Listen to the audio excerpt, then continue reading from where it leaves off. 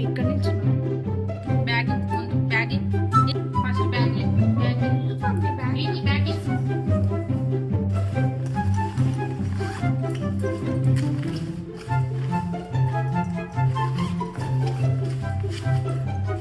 చూసినా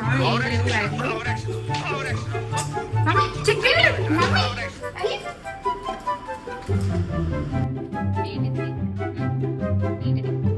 ఏముంటది leave letter bank మర్చిపోయినా ఇంకా జాబ్ లీవ్ లెటరా చదువుతా.